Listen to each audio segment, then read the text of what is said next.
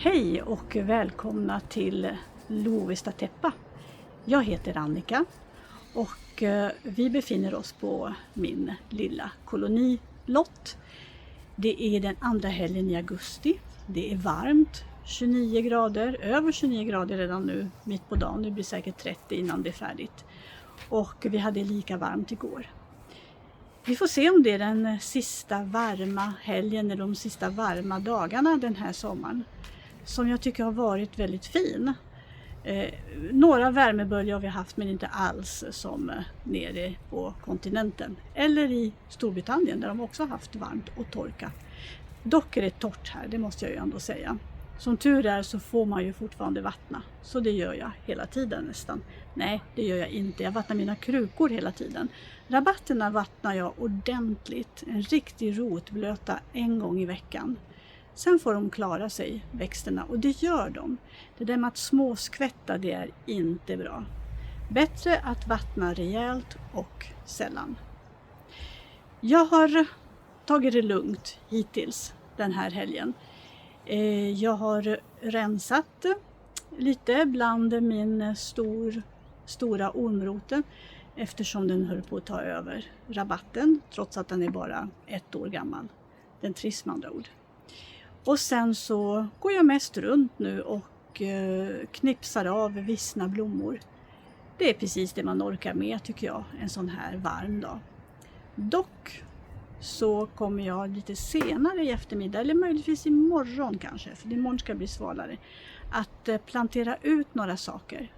Jag ska nämligen klippa bort stockrosen som har blommat över. Den är så ful för att den har i alla fall inga blad.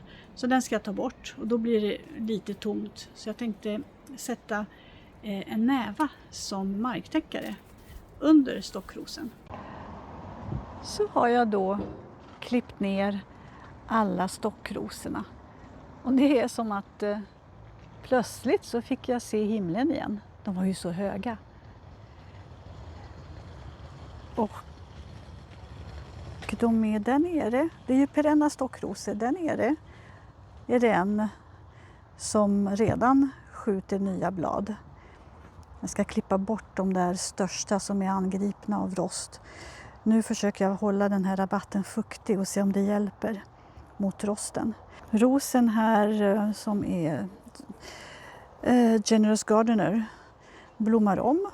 Inte många blommor men ändå. Och skjuter årskott. Men däremellan så har jag planterat näva. Biokop heter den. Det är en liten flocknäva. Jag satte några plantor i våras och de tog sig så fint så nu skaffade jag några till att ha som marktäckare här under stockrosorna. Här är samma flocknäva som jag då planterade i våras. Har ni sett vilka fina små ruggor det har blivit? Och den är ju så himla söt den här nävan.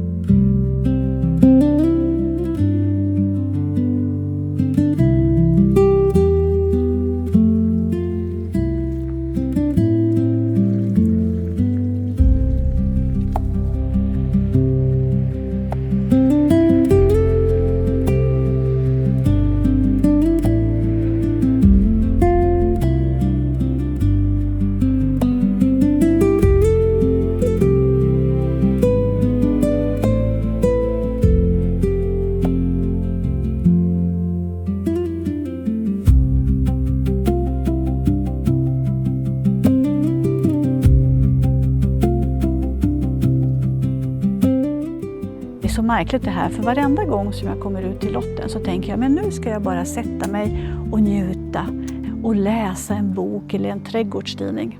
Och varenda gång jag kommer ut till lotten och börjar gå runt så tänker jag men det här ska jag fixa och det där och det där. Ja, men den här blomman måste jag stötta upp och den här perennen den ser ut att behöva lite omvårdnad och där har bladlössen plötsligt dykt upp på den här rosen. Så det måste jag också fixa. Och sen så vet jag inte hur det går till men plötsligt så har dagen gått och jag har varit igång hela tiden.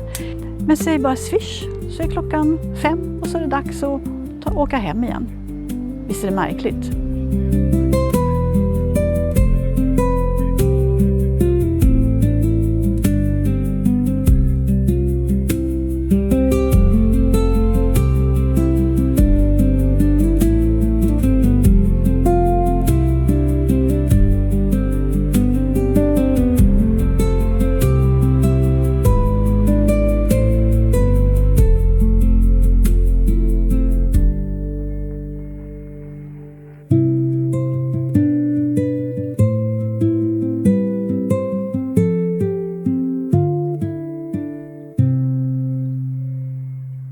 Nu tänker jag komma med ett litet tips, och det är att visa den sekatör som jag använder när jag går runt och knipsar av vissna blommor. Den är lätt, behändig, ligger bra i handen, lång, spetsig så man kommer åt, och den är ganska stark också. Så sekatör, eller sekatörsax kanske. Om inte ni har en sån så tycker jag att ni ska skaffa den. Ni kommer inte att ångra er, jag lovar.